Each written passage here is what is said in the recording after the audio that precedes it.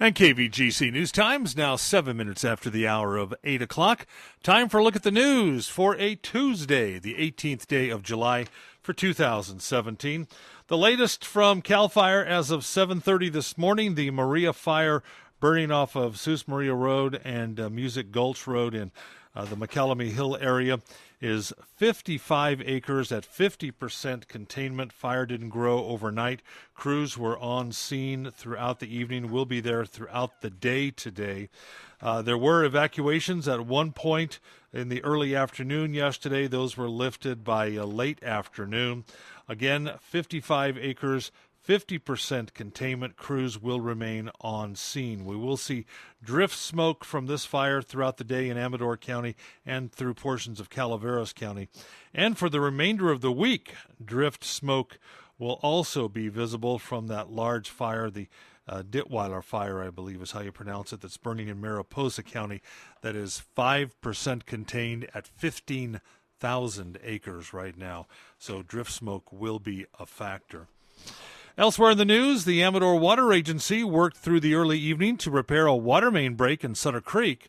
According to the Water Agency Customer Service Office, 37 customers were affected by the break. Customers on Villa Verde and Del Vista are being advised to boil their water until water quality tests come back this afternoon. At that point, calls will be made to the affected homes once the sample results are in. For more information, if you have any questions this morning, you can call the Water Agency at 223-3018.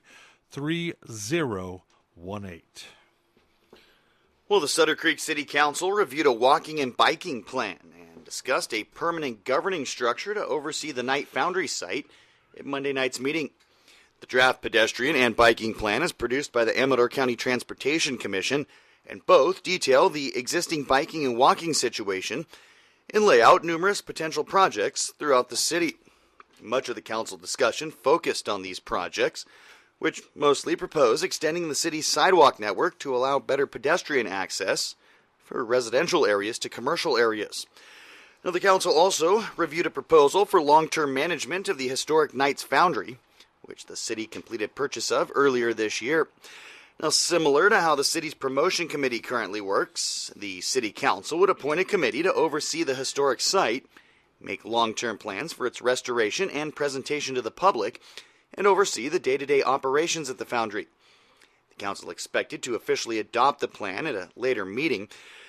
And during her city manager report, Amy Getney announced ARSA General Manager Carl Dextel had been removed from his position and that Getney would be serving as interim manager. The ARSA system provides wastewater disposal services for the city of Sutter Creek, Amador City, and Martell. And details are still sketchy, but Amador Fire and emergency crews rolled to a vehicle accident yesterday off Red Corral Road.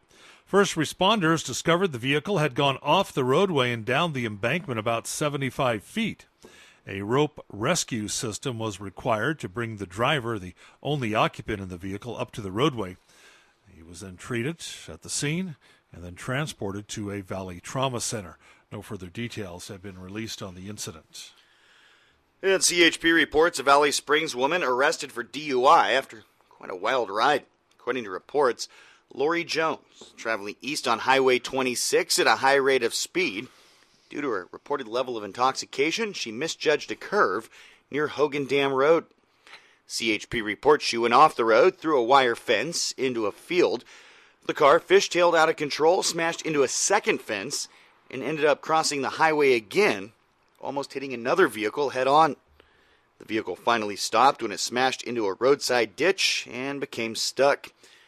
Jones not injured in the incident. And the continuous use of let's just start all over again. The continuous use of high beams resulted in a felony drug bust of 2 family members in Calaveras County recently. According to the CHP, after making a traffic stop for continuous use of high beams into oncoming traffic on Mountain Ranch Road in San Andreas, Stockton resident Charles Freer was subsequently arrested and booked for being under the influence.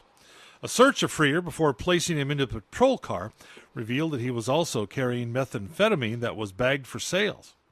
His passenger, his brother Oscar, who is from San Andreas, was also searched and more drugs were found on him. A vehicle search revealed even more drugs and paraphernalia. Both Charles Freer and Oscar Freer now face felony charges of possession and transportation of drugs for sale and conspiracy to commit a crime, as well as misdemeanor offenses, including being under the influence. And the city of Jackson facing a potential problem with one of the city's iconic Kennedy tailing wheels. At last week's city council meeting, interim city manager Susan Peters reported the beam supporting tailing wheel number 1 gave way. Now the wheel is now leaning toward the rock bank to the east of the structure, supported only by 1 or 2 wires attached to trees. Peters told the council stabilizing the wheel will be an expensive endeavor, costing approximately $150,000. Clearly, the top priority for the council, public safety, to address taking tension off the wires holding the wheel and ensuring the public is safe.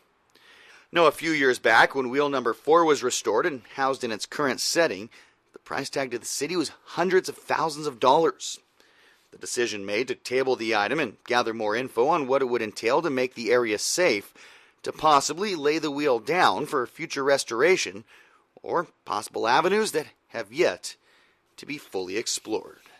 And that's a look at local news on this Gold Country Tuesday morning from the KVGC News Center. I'm JD.